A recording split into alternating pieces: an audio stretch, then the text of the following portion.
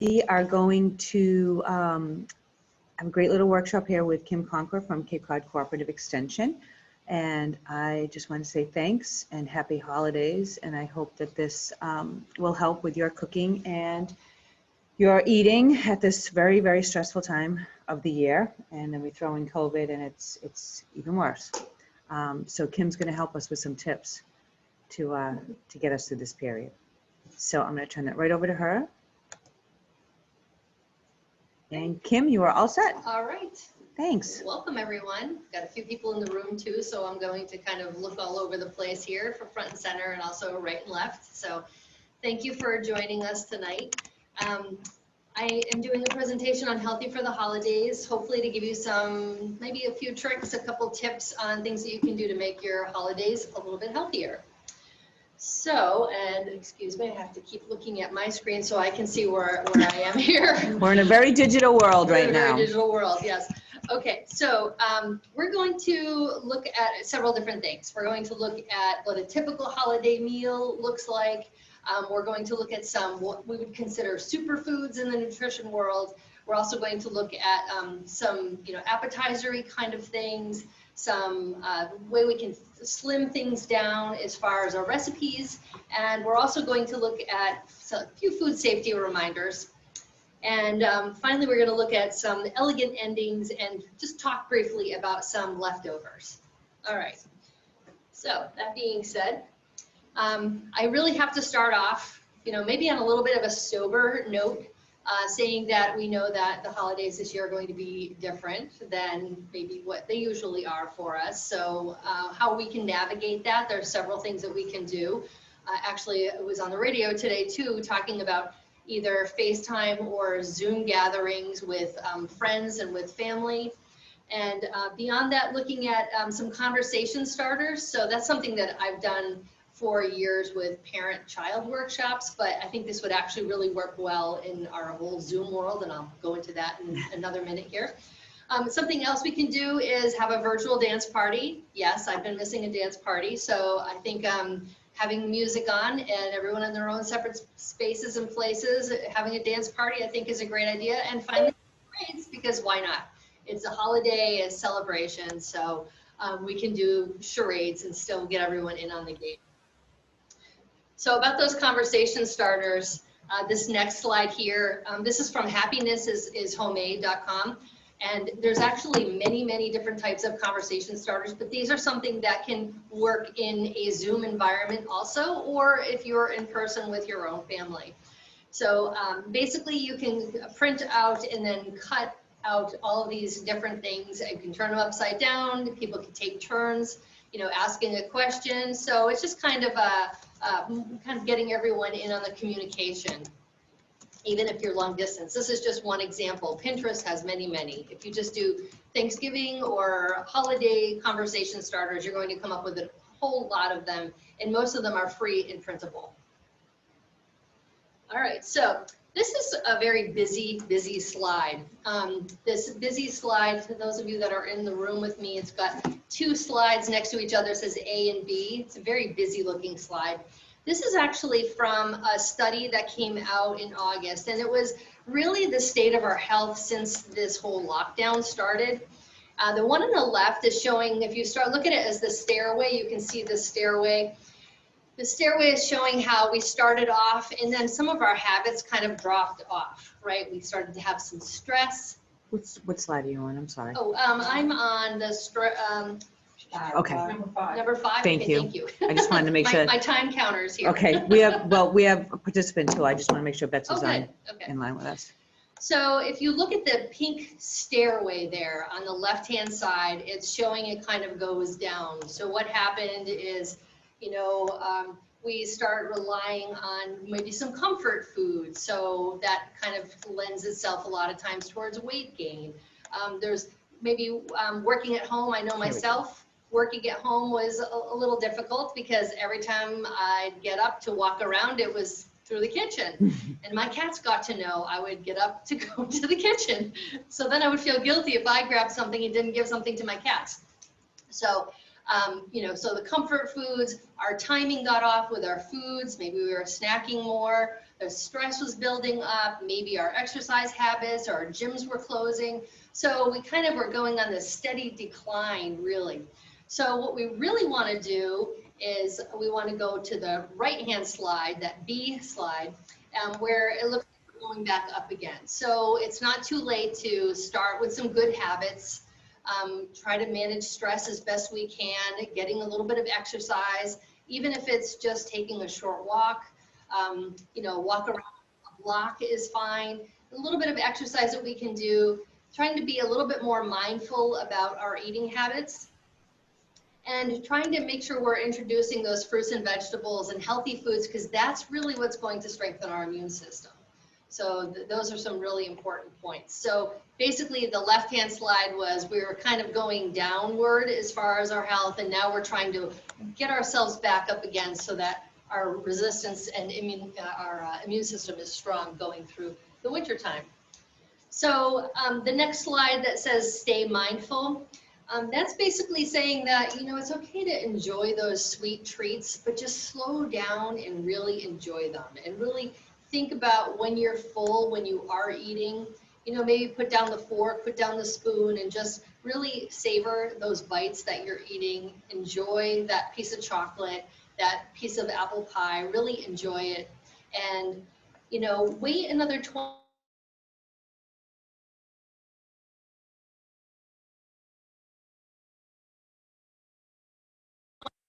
and it really can take 15 to 20 minutes. All right, looking at staying active, I pretty much addressed this, but you know, it can be challenging, especially with cold. Tonight is going to be a very cold night, so you know, it might not look like a place we want to walk in the morning, but we can still do some exercise or even some stretching indoors just to make sure we're getting that exercise. Oh, come on. So now we're going to look at the food piece, because I know that's why most people are here.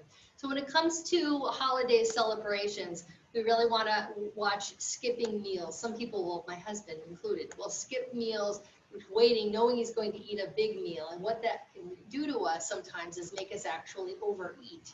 So we're better off actually having some, you know, a few smaller meals earlier in the day, so that we're not ravenous when we come to the table. Filling up on some fruits and vegetables, whole grains, and some healthy fats. So this particular slide is going to look a little scary, and I'll explain it a little bit. This is a typical holiday dinner, and it's showing that, you know, if we typically eat 6 ounces of turkey, that's about 450 calories, and that is a combination of both dark and white meats. Then we're looking at a cup of stuffing. If you've ever looked at a typical stuffing recipe, a lot of times they include a lot of butter, sometimes as much as a whole stick of butter to mix in with that stuffing. Okay, then the next one is half a cup of gravy. Gravy, you know, tends to be very fattening, has a lot of fat in it. We're going to talk about changing that one up. And the cup of mashed potatoes kind of threw me here, but they're also using whole milk and they're using butter in that. So that's why those mashed potatoes are up there in calories. The sweet potatoes that they're referring to here are those canned sweet potatoes that have a lot of sugar in them. And some people like to do the marshmallow, you know, so they're doing the baked sweet potato casserole, and that can also add a lot more sugar and a lot more calories. And a half a cup of cranberry sauce for another 200 calories. 2 glasses of wine. I meant to bring my little wine glass with me, but I really encourage you when you go home to measure out 5 ounces of wine and see what that really looks like. Okay, 5 ounces of wine does not really look like very much. So what you should do is get a smaller glass. If you're going to drink wine, seriously, if you get a smaller glass and it fills up a little bit fuller, then you feel like you're getting a glass of wine. If you put it in one of those large balloon glasses, it doesn't look like very much. So 2 glasses of wine is right there is really only 10 ounces or so. So that would be probably about halfway up on one of those larger balloon glasses. And finally, we go with a slice of pumpkin and pecan pie. We're up to almost 3,500 calories. Okay, if we were actually to eat that much. That would be a lot for me to sit down and eat, to tell you the truth. But even half of that would be probably what I need for a whole day. I just want the mashed potatoes. So the next slide is how to exercise away those holiday treats. I do like this one because sometimes if we think about, gee, you know, how much I'm eating compared to if I really want to work this off so I'm not holding on to all of those calories. One slice of pumpkin pie can take 30 minutes of cross-country skiing, and cross-country skiing burns a lot of calories. Or you could do 1 hour of walking. So that slide, I'll just pause here for a second so you can kind of digest this, because that's quite a lot. Those just 6 ounces of white wine can take 26 minutes on a rowing machine, or 48 minutes of shopping, which I thought was interesting. So I guess that's walking around the mall quite a bit. But the point is here is that, you know, if you're going to consume a lot, you're looking at, you know, what's going to happen with those calories. I'm not really crazy about getting hung up on calories, but it is something that people can resonate with when it comes to holidays and a lot of the rich types of foods that we typically talk about when we're looking at holiday eating. So there are some things that we can do. We can do some swaps. So to swap it up, actually, Deanna, I had sent the holiday makeover on a Word document. I sent that to you. I don't know if that's something that you could send out to people afterwards, or if you, I don't think you can link onto it onto Zoom at this point. But there are some swaps we can do using things like applesauce or a mashed banana or even a prune puree in some of your baking. Typically, we can get rid of a good third, anyway, of the fat in a lot of the baking, like those quick breads that we do, like cranberry bread, pumpkin bread. We can swap out some of that oil, and we'll still have the correct texture and flavor for our baked goods. Likewise, sugar we can usually cut back also. I tend to make a recipe once the way it says the first time, and then the next time I pull away. First time I do it, I pull away like 1/4 to 1/3 of the sugar. And, you know, sometimes I can come back in baked goods, even just about half. Another thing we can do is use plain yogurt instead of sour cream. And I'm going to do something with yogurt in just a little bit here.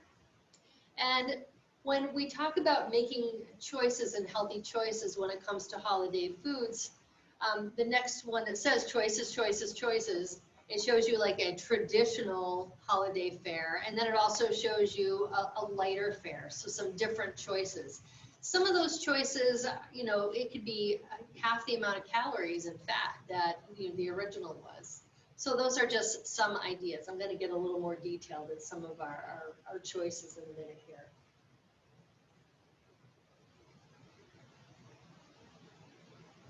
So some of the superfoods that we like to talk about as nutritionists when it comes to the holidays are fruits and vegetables for sure, because they're going to give us a lot of minerals, a lot of vitamins, and they're going to help us strengthen our immune system and do things at a cellular level that we can't even see visually to the eye.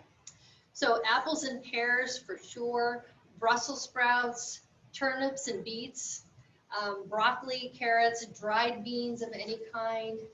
Those dried beans you can make into a hummus also very, very easily. Any kind of bean, actually. If you take the can, drain it, rinse the beans, and puree them with spices or a little salsa or even a little pesto, or even a cooked beet. You can make like a beet hummus with just a little bit of beet, makes it a really pretty color. That's something else that you can do. Greens, I highlight greens on this because our greens have an awful lot of nutrients that are really good for our eyes, for our skin. And I highlighted kale, chard, and arugula, but you could use just about any greens. Those are something that we typically don't get enough of in our diet. And they also will fill us up. They've got a lot of fiber in them, so it's really good for our digestive systems. Citrus fruits and cranberries, I would probably put cranberries, you know, in with that whole vitamin C area there. Citrus fruits on a fruit tray couldn't find my picture of what I had done years ago, I actually made a fruit tray that looked like a turkey. I used half of a pear for the turkey head and body, and then I used different colored fruits around the outside of it. I've got a vegetable one here that I'm going to show you in just a minute.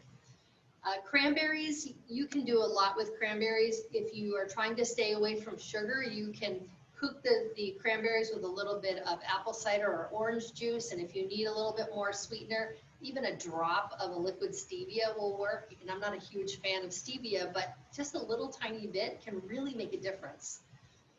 And a cinnamon stick I would also put in there for an easy cranberry sauce. Pumpkin, of course, we have pumpkin typically with our pumpkin pie. Winter squash, like a butternut squash. I grew up with really just always a pureed butternut squash, but you certainly can dice it and roast it with a little bit of oil, a little bit of garlic powder if you want to. Sometimes you can drizzle just a little bit of maple syrup on it if you'd like, and that just lends to a little bit of a sweeter flavor, or a little bit of cinnamon. So winter squash is also something that's great. And a little winter squash tip here, if you grew up basically always peeling the winter squash, you can actually just cut it in half and just bake it like it is and just scoop it out. That's really easy. If you have only a microwave, you can certainly do that in the microwave also. I just turn it upside down, maybe with a little water on the plate, and cover it. Nuts give us some healthy types of fats. So having, any kinds of crunchy nuts, whether it's on a salad, or I'm going to do a little yogurt dip here that we're going to put a little bit of nuts in. And then, of course, poultry, we've got a lot of protein, and it tends to be a leaner type of a meat than a lot of the other choices that we might have.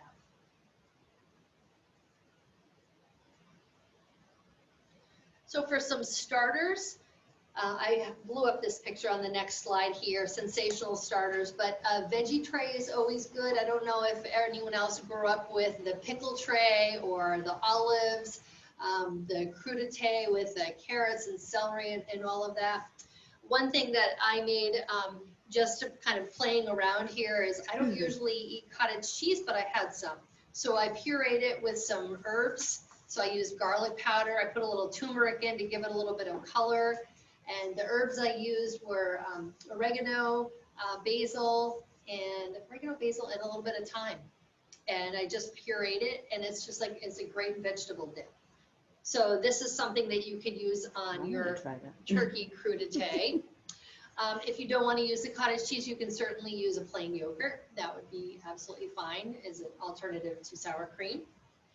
Some other things, you can do some lighter types of cheese, even just a little bit. If you cut things in smaller slices instead of putting out the whole brick or block of cheese, that's kind of a portion control piece. Throw some fruit on there maybe also with the cheese, so some grapes perhaps, or some apple slices. And shrimp cocktail and oysters are also great choices when it comes to appetizers. They're very lean, they're full of protein and also zinc and other minerals. And years ago, we always said that our shellfish had a lot of cholesterol, but now we know that they don't. It is, we have more refined ways of actually testing cholesterol, and our shrimp is actually pretty lean when it comes to it. All right, another thing. Going to the little doctor's office and having a little, take that little needle to get that cholesterol test for the shrimp. The bean dips I already mentioned there, and then at the bottom there, I'm going to blow this one up for you. So this is just an example of a crudité that's shaped like a turkey. I think if you have your handouts, there's also a slide that shows that also. So this one shows the dip is kind of the body of the turkey and part of a pepper as as his face area. And you could use olive slices if you want for his eyes, and they just kind of build their vegetables out around that way. So I did the similar thing with fruit. You could either do half of an avocado or half of a pear, a canned pear or a fresh pear. Either one would work fine. And then a healthy dip. So that's kind of your nibbling tray, if you will. And then for an easy pumpkin dip, this is something I actually do for breakfast sometimes, but it's also really good as a snack. So I'm going to just show you here. Basically, I'm taking about half of a cup of pumpkin, and this is just plain pumpkin. Sometimes if you see canned pumpkin, it might say pumpkin pie filling. That's not what we want. This is just plain old pumpkin.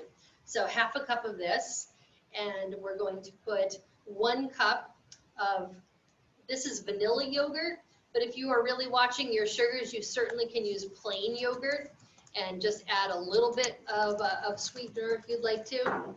The other thing I'm going to add to this is pumpkin pie spice, and on the slide there it tells you if you don't have pumpkin pie spice, that's okay. You can just make your own up with a mixture of cinnamon and cloves and a little nutmeg. I actually put a little cardamom in this one. So I'm going to mix that in there. And I'm just going to mix these all up together. So it looks kind of pretty. It gets this pretty orange color. You've got the cinnamon and spices in there that give it those little speckles on it. It looks kind of like pumpkin pie just when you look at it like that. And I basically would serve that with some apple slices and some graham crackers. Molasses cookies, I have to say, are also really good with this. And you can also sprinkle on some, I have some chopped pecans here. So if you choose to have this for like a breakfast, it works really great too.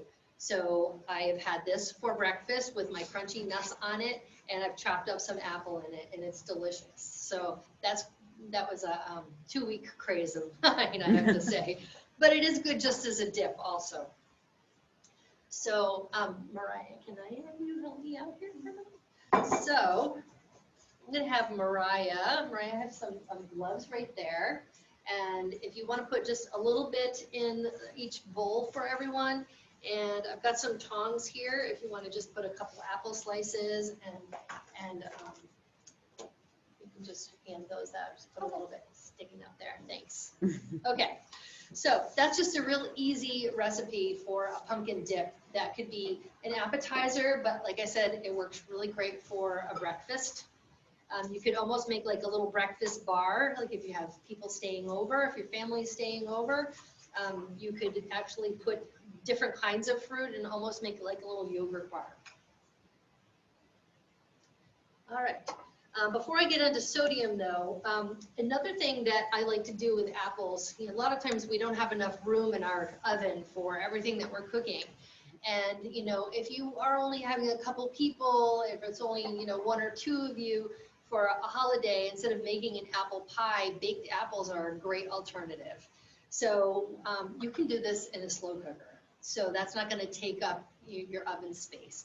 So basically, if you just core the apple and put it, just line them up in your crock pot or slow cooker, and in the middle, in the cavity there, since you've taken out the core, you can put a little bit of brown sugar, some nuts, some craisins or raisins, and a little bit of cinnamon on it, and then you can just cook them. Just a little bit of water in the bottom of the slow cooker and just let it go. The house will smell great, and you don't have to do anything to it. And when they're done, you can put a little dollop of yogurt onto them, and that would be really delicious. So I brought my apple to remind you of the baked apple. That's something that we probably had as we were kids, and something that we've forgotten about. So we keep it with the skin on? Yeah. And then just kind of scoop it out? Yep. Is that what you're going to do when you're done? You keep the skin on it, yeah. And so that helps keep the shape. I've got these too if you want some. Sorry. Spoons might be helpful. So you just kind of spoon it right out of the apple? Yep, you can spoon it right out of the apple. Actually, I like the apple skin. Apple skin has pectin in it, which is really good for a digestive system also. So I always keep the skin on. And so different apples have harder or softer skin. So it just depends sometimes on the apples I use. I like to use Portland's or Max. This one's an Empire. I have both of those at my house right now. I am a big apple fan. So that works. Yeah, that works really well. All right. So to talk a little bit about sodium, because this is usually where we get stuck when it comes to the holidays, is there tends to be an awful lot of salt in things. We know that we need sodium. It's important for a lot of our electrical impulses in our bodies. but it also can, too much of a good thing is a bad thing. So we have to really watch that. So there's some things that we can do about that. When it comes to flavoring, we can really capitalize on spices. So a lot of the herbs, herb de Provence, thyme, oregano, basil, dill, those are spices that I tend to use a lot to add flavor to things, including soups. And I'll give you another little tip here when it comes to making your leftover turkey soup.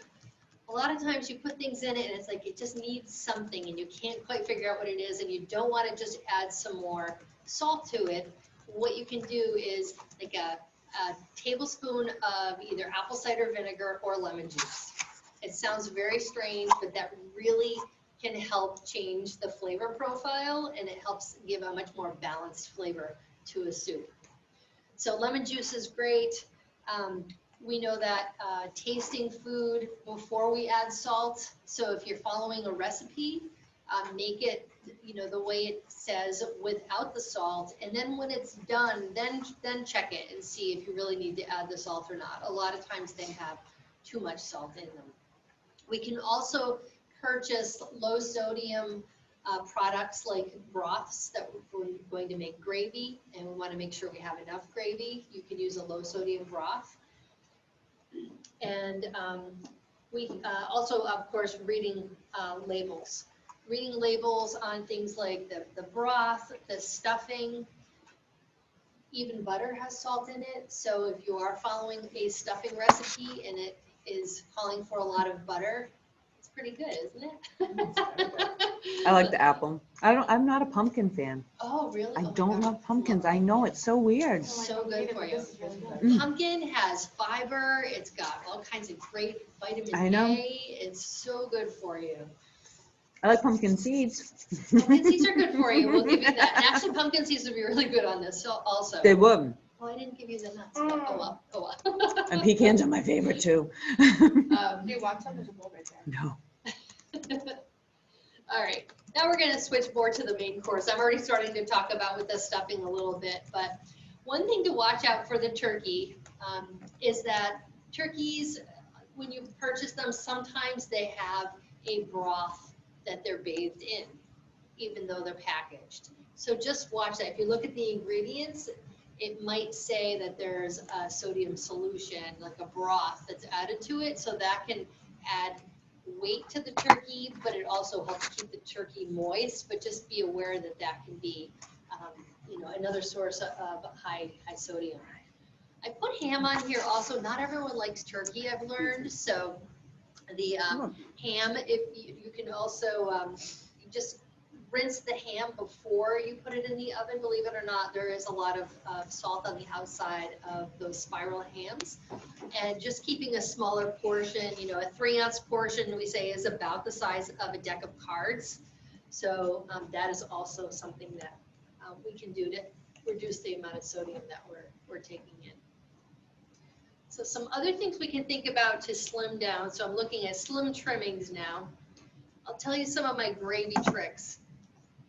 So I typically will do a chicken a week or two before Thanksgiving, and I will take the carcass and put it in a pan with an onion, a stalk of celery, a carrot, some peppercorns, and I will just let that cook down with a lot of water in it, and I reduce it down so that the pan gets to be about half full. And then I'll strain it out and put that broth in the refrigerator. And then the next morning, I can skim that fat off the top of it. And so that is I freeze it, and that becomes a good base for my turkey gravy also. So another thing you can do, like I mentioned, is get the low sodium broth to kind of give you a little bit of a head start. Because, if you get that broth, whether it's homemade or stock, and you get that heated up, then when your turkey is done, you can pour out the turkey juices and fat, skim the fat off as best that you can, which is kind of tricky when it's warm like that. And then you can add that nice rich flavor to your prepared broth or stock that you've made previously. So to make gravy, there's a couple things that you can do. You can skim that fat off and you can make a slurry of either flour and water or cornstarch and water. Mix it up first. You don't want to put cornstarch or flour directly in or else you will have a lumpy mess. But if you mix water, my grandmother actually used to use a little bit of milk. She used to do milk and the flour. I use cornstarch and water and stir that right in there. I put pepper in it, and I adjust for the salt afterwards to see how that is. So that's just a little gravy trick. Another thing you can do with gravy for a thickener is just grate a potato into it. So if you grate a small potato into that that hot broth and let it cook a little bit, the starches in the potato, that grated potato, will also help thicken, and it works great. Wow. Yeah, it works great. All right, the stuffing I mentioned about the salt piece, but we can also, even if you have a small package of stuffing, you can add a lot of vegetables to it. So I add onions and chopped carrot, chopped celery, and sometimes you can add mushrooms. We actually add a little bit of sausage and a chopped apple, and that's also very good. You can add dried cranberries if you want to. Some people do add nuts. You can even have oyster stuffing, so you can make an oyster stuffing. And the vegetables, I would say you could serve at least 2 vegetables. I always make sure one of them is green. Usually I have a green one and an orange one.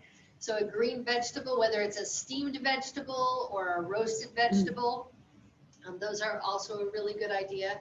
And what I don't have on this slide is potatoes. So mashed potatoes, right? Mashed potatoes, it's easy to throw that whole stick of butter in and, you know, cream or half and half or milk into it. You can actually cook the potatoes with some chopped cabbage. So that's one way you can do it. Yep, and it tastes really good.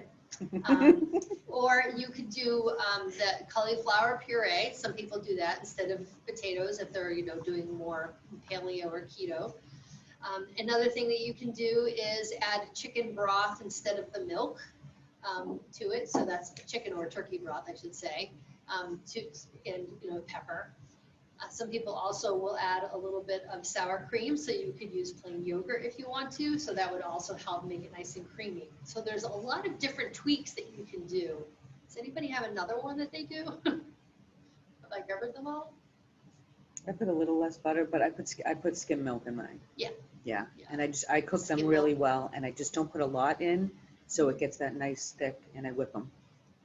So, I use a ricer usually if I'm just Oh, making okay. a small batch, yeah, but whipping them is usually what people will yes. do. My husband won't eat them if they have lumps in them. My mother won't eat them. Right, and it's actually okay, because it really whips them up, and you feel like you're getting a little bit more. Yeah. You know what I mean? Instead of like when I grew up, it was like solid when it hit my plate, the Right. potatoes. Now it's a little lighter, so, and they're still delicious. Right. And because I'm talking about holiday foods, I do have to throw in some food safety reminders in here also. The thaw law, we're never going to thaw on the counter. So we typically at Extension will get calls periodically from people who will say, I forgot to take my turkey out of the freezer on time. It's still frozen in the middle. You can still cook a frozen turkey. It's just going to take a little bit longer. If your turkey is too big for your oven, you can actually cut it so that it spreads out, and you could cook it so that it's not high up, that it's a little bit more flat. I've had people cook their turkey in a crock pot. The oval ones probably work better than the smaller round ones, but you can do that also. But the big thing is not thawing it on the counter. What you can do is put a large bowl in your sink and have cool running water run over the turkey. That actually will help thaw it more than you think. And you can do that even while it's still in its wrapping. Because if you unwrap it and do that, you run the risk of salmonella all over your counters and your sink and your faucet and everything, and we don't want to do that. Another thing that we want to talk about is leftovers. If you have leftovers, which most of us will, we want to get those in the refrigerator within a couple of hours. We don't want to leave them out for a lengthy period of time. If your turkey is too big to put it into the refrigerator, what you can do is just take all that meat off the bone, and it's easy enough to just put that carcass right into a pot, stock pot, and make some stock that you can refrigerate or freeze for the next day and have it for soup. All right, another here is making sure that you're cooking the turkey to the right temperature. So if you don't have a food thermometer, I strongly suggest that you get one. Try to make sure it's calibrated to the right temperature. You can do that really easily with those bimetallic stem thermometers by just putting it in ice water and just giving it a really, really good stir so that that ice water is nice and chilly. And you want it to reach 32 degrees. So you're gonna immerse it. Actually, I've got one here. Excuse me, got it right here. Okay, so I have a bimetallic stem thermometer here. And what I'm gonna do to calibrate it, because these are very inexpensive, even at Ocean State Job Lot, it has a dial on it, right? So you're going to put it in ice water, so a container of ice water, and this one has a dimple on it, a couple of inches up. You want to make sure that it's inserted in the ice water at least a couple of inches, stirring it up really, really good, and you want it to reach 32 degrees. And if it doesn't reach 32 degrees, there's actually a little calibration nut on the underside of it, and you can adjust that with tweezers or some pliers. I call them fish pliers, the ones that, you know, are like needle nose pliers. And you, as long as it gets to 32 degrees when it's in the ice water, and then you know it's calibrated and it's working. Okay. A lot of people don't realize that they can calibrate their thermometers. If you have a digital thermometer, it typically is already calibrated. They are making some that you can calibrate yourself, but they're a little more expensive. But the digital ones are just tip sensitive, so they don't have to be inserted into, you know, even the meats that far. So when I want to take a temperature in my turkey, I want to make sure I insert it all the way up to at least that dimple, because it's going to take an average from that tip all the way up to the dimple area.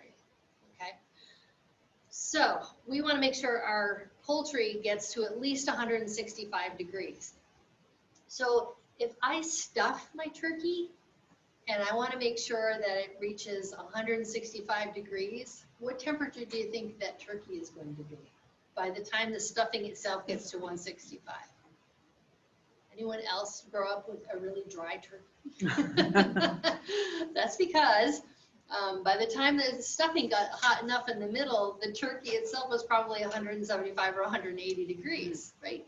So by cooking the stuffing separately, you're actually going to allow your turkey not to be too overcooked. So 165 is the minimum. Most people want it at about 170 to 175, just for palatability. We're still not comfortable with pink juices in our turkey, even though it might be safe if it reaches the correct temperature. Kim, can I ask you, what about the turkeys that have the little pop-up timers?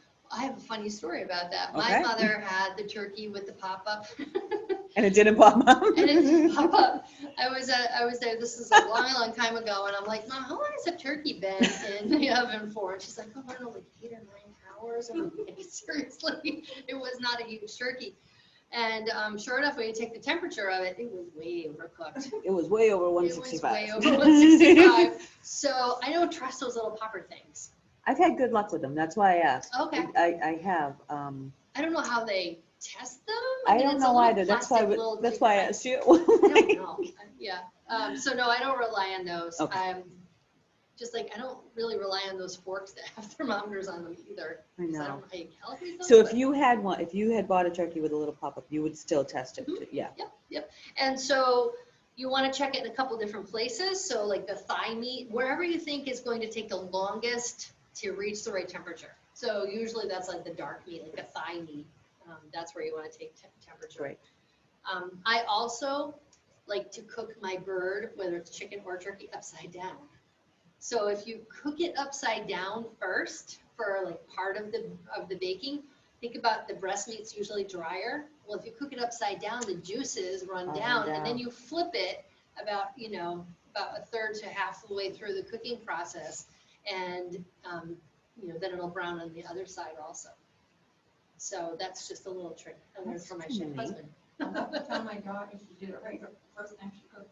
a turkey, you cooked it upside down. You cooked the turkey upside And that's okay, because you know what, the breast meat probably was nice and juicy because those juices were running down that way. I So always that's keep, okay. you know, with other meats, they always say, you know, keep the fat side up. Yeah. You know, the fatter side, if there's more, you know, makes sense. I just never thought, I may do that next time. Yeah, even when you do roasted chicken, I always do it now when I roast a chicken. Oh. Yeah. It looks great. My last one on here is no double dipping. So, you know, while we still may not have huge crowds, you know, for holidays, you know, putting a spoon, you know, there in the nut bowl, in the dip bowl, to prevent double dipping. That way, if you do have leftovers, you can put it in the refrigerator and it won't spoil as quickly either because it won't have people's germs in it. All right. And then finally, definitely freeze any leftovers within a couple of days. So whether it's the turkey or mashed potatoes, don't work great freezing them. You can, but they get this orange color to them sometimes. So that's not my favorite thing to freeze. I've had good luck with any of the vegetables. I've also had good luck with stuffing. Stuffing freezes actually pretty well. But try to get things in the freezer. And this is just another reminder about taking the temperature of the turkey. Although it's interesting, I'm looking at the thermometer in that turkey and I'm like, why is it only like 40 degrees? Oh, look at that. Yeah, if it was a cold in the refrigerator. Maybe it's a Celsius. Well, you know what, it's got both on here, but even Oh, it so, is it's got Celsius. 100. It is on the inside. Yeah, it's still only 100 though. Yeah. So I'm like, that's not okay. Still not done. All right, so I know I mentioned the baked apple, but when we're talking about Baked endings or pears. desserts, pears, baked pears, or if you've ever stewed pears or poached pears, delicious. They are Those are great. That makes a really delicious dessert. And I put a couple notices on here about how you can make baked pears or the baked apples. I mentioned putting it in the crock pot, but you, of course, could certainly do it in the oven as well. And when you're making your pie crust, instead of making a traditional pie crust, which tends to have a lot of butter or Crisco, you can just do a crushed graham cracker crust, you know, just in the inside and, you know, with a little bit of melted butter. And, you know, that would also save you probably a lot more fat. You can also do one crust pies. So, you know, there are like apple pie recipes where they have more of a nut topping on them or more of a streusel type of topping on them instead of having a two crust pie. Or even just the strips, the ribbons, checkerboard that goes across, you could do that too, and that cuts away just a little bit. When you make that pumpkin pie though, you can use evaporated skim milk. Evaporated skim milk works really well for pumpkin pie. It also works well for thinking other holidays also. Scalloped potatoes, you know, if you have leftover scalloped potatoes and if you use cream and you try to rewarm them or reheat them up, they tend to separate because of the oil, because of the fat that's in the milk. If you use the skim evaporated milk, it doesn't do that. Yeah. And you're also saving some fat calories as well.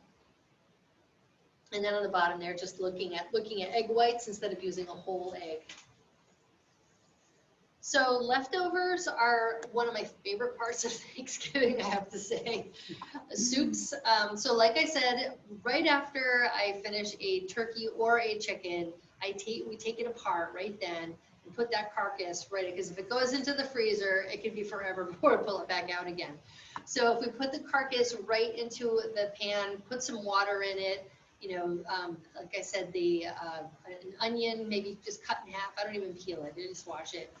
Cut it in half, put a stalk of celery, a carrot that I've just broken in a few pieces, a few peppercorns, sometimes I'll put a bay leaf in there and just let it cook and reduce down until the dishes are done, maybe even right before I go to bed. Strain it out and put it into the refrigerator so that it will congeal that fat on the top in the morning. And then usually the day after Thanksgiving is when I make my soup. And I like to put wild rice in my soup. Some people like potatoes, some people like to put noodles of some sort of macaroni. But leftover vegetables actually work really well too. Even leftover mashed potatoes, believe it or not, because it helps thicken this soup quite a bit. I saw an interesting casserole recipe when I was looking through Pinterest the other day that I was like, oh, why didn't I ever think of that? And it was sliced turkey in the bottom of a glass casserole dish. And then they put cranberry sauce. It was like whole berry cranberry sauce, like homemade, delicious. And then they put the mashed potatoes on the top and some gravy on it. And they did like a couple different layers of these things and put just some cheese on the top and baked it. And I was like, oh, that looks pretty good. I know. Yeah. That looks pretty good to me. You can also do quick skillet dishes. So, you know, a lot of times we'll have leftover chicken and we'll make quesadillas or throw them in a stir fry or something. You can do the same thing with the turkey. Also, of course, sandwiches. Most of us love sandwiches. And you can also put that leftover turkey on a salad for lunch. It's good in tacos too. It's good in tacos, leftover. Absolutely. Sure. Why Turkey's so yummy. not? It is. It's so yummy. So what else didn't I cover that other people like to have at Thanksgiving, or they want ideas or any healthier versions of? Anything? What about the breads? The breads. Breads are tricky. Sliced breads that we buy at the store tend to be really high in sodium. So look at not only the sodium content of those breads, but also look at the serving size. Breads are one of those things that, according to our labeling at the federal level, are by weight. So sometimes you'll see the serving size on a loaf of bread as one slice, and sometimes you'll see it as 2 slices. So you have to really look carefully at what we're talking about. Are we talking 1 slice or are we talking 2?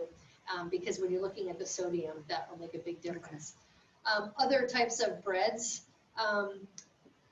So one time, maybe twice a year, that I make a really good roll that does have a lot of butter to it, but I only do it once or twice a year, so I don't feel guilty about that.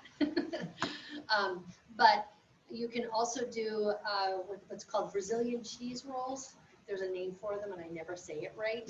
But if you make it, it's almost like a little popover. And I can get you that recipe. It's really easy. It's basically egg and a little grated cheese and tapioca flour. And you put it in the blender and you pour it in, like I do it in mini muffin tins, and they puff like a popover, and they're like chewy. They're awesome. Huh. And they're gluten free. So that's one thing that I'll do. I usually bake a bread. I'll make a bread. Yep. Or we have crescent rolls. I have a family that loves crescent rolls. Yeah, crescent rolls. Other things that people do, some people just have sweet kind of breads, like the pumpkin bread, cranberry bread, banana bread. You know, sometimes people just have those types of breads. And again, to make those, you can just cut back on the oil or fat, and use a little applesauce as part of the substitution. So that will work all right. What else did I not cover for holidays or Thanksgiving types of foods that you all use or eat? Anything? Green bean casseroles. Wait for the green bean casserole. No, I like green beans, not casseroles. Yeah, I don't like green bean casserole, but I think it's skinnytaste.com may have a recipe for a healthier version of a green bean casserole. Green beans, if I have green beans for either Thanksgiving or Christmas holidays, I like to steam them and saute a little sliced garlic in a shallot and a little bit of olive oil, and then put those partially steamed green beans in them. My mouth is water. Delicious, so good. So instead of cooking with butter, what I'll do is just add a little bit of butter right at the end of the cooking, so you get that's that umami, that texture flavor that you're looking for, and that's really good. Some people would put nuts in that also, but I don't usually put nuts in it. Just the shallot and the sliced garlic. The sliced garlic is the key, I think, there. Anything else? I've got a couple other little questions here. This was borrowed from another program, Don't Be a Turkey. So any thoughts on how long would a turkey last in the freezer? Forever, 2 months, or it won't go bad, it just might lose flavor? What were the choices? 2 It's months. forever, 2 months, or it won't go bad, it just might lose flavor. In the freezer? It won't go bad, it just might lose flavor. Yeah. Really? So frozen food Huh. stays safe, as long as it's Right. frozen, it stays safe. What would happen is that the quality might deteriorate because some of the moisture may evaporate from it, if you've ever had, foods that have been in the freezer for too long. So that can also deteriorate the flavoring. So technically you can have it in there forever, but I don't know if the quality would be good in there forever. And then another one is, what does a 3-ounce portion of turkey look like? I kind of gave you the answer when I was talking earlier, the deck of cards, right. One set of dice or a man's shoe or a coffee mug, those were kind of random. And then this one is really important because a lot of times, again, if we're making something very dense or thick like the mashed potatoes, or we're making a soup afterwards, how long does it take to chill a stock pot? So if I have an 8x10, that's basically, this is an 8x10. So if this was my pot of soup, how long do you think that would take to cool it down if I put it in hot, right into the refrigerator? It'd be 2 hours, 10 hours, or 22 hours. 10 hours. It depends on what it is. It could take between 10 and 22, believe it or not. Does it depend on how thick it is? Yeah, it depends on how thick it is. So that's why we want to put it in shallower containers so that you have more surface area for the cool air in the refrigerator to cool it down. Another thing you could do is, when you put your soup into the refrigerator and the next day, a lot of that moisture is taken up into the pasta or potato or whatever. So you can actually add ice to that soup or stew to help cool it down so that becomes part of the liquid ingredient too. Oh, that's a good idea. So that's another thing, kind of gives you a little head start on the cooling process. I didn't think you could put soup in the refrigerator. You can. If you put it in those shallower containers, then it will cool down quicker. That's the biggest thing I actually hear from the health departments, is that people are trying to leave things out till it comes to room temperature. And our refrigerators these days are better at recouping than our old refrigerators of years ago. I'm glad you said that, Bonnie, because I was going to say the same thing. Yeah. I didn't want, because I have pasta fagioli that was that was boiling hot. I just turned it off before I came here. I told my husband, put it in the fridge in like half an hour. Yeah. So that'll be okay. Yeah. And along those lines, leftover homemade gravy, they definitely suggest when you reheat it to bring it up to a little boil. Because there are some microorganisms that can, hang out and move a little longer. So they do want you to. Betsy was asking about lower sugar dessert options too. So the baked apple sorry. idea would be one that I would use, and you don't have to put brown sugar or maple syrup in it if you don't want to. You could actually put just a drop of stevia, maybe a few raisins or craisins of dried cranberries, and a few nuts in there. That would be one. Another thing that you could do is if you have a tart pan or even a shallow pie dish, if you grind nuts, doesn't matter if they're walnuts or pecans or whatever, and you put just a little bit of melted butter, or you could use coconut oil, and you press it into either the bottom of the tart pan or into the shallow pie dish and chill it. You then could, that firms up very well, and then you could put whatever on top of it you want to. You could do more like a pudding type of, like a pumpkin chiffon type of pie, or you could indeed bake that, and so you're losing a lot of the sugar, with not putting sugar in that base of it. You could do a fruit tart, so you could do that same nut kind of crust, put some sort of a thin layer of a pudding of any kind, or lemon curd, even a purchased lemon curd, and then you can put fruit on the top of it and just glaze it with some warm apricot jam or jelly. Yeah, and that works too. What else? Something with dark chocolate. You could make dark chocolate truffles. So that's going to be a little bit less on the sugar side. They're very rich, so you really can't really eat too many of them. But fruit always wins. An ambrosia kind of a thing might work. You can also do frozen yogurt sundaes. You could take a banana and strawberries and freeze them and then puree them in a food processor or a high-speed blender with just a little bit of liquid, either a fruit juice or something like that. And that's like an ice cream. We call that an ice cream. You could do banana and some other type of fruit. That would be fine too. So those are just Great. a couple of ideas. Any other questions?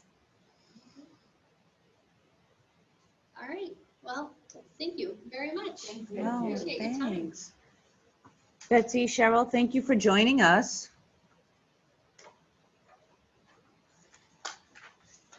And were you missing? Thank you. Yes. Oh, they were missing a page or I know, I'm two. like.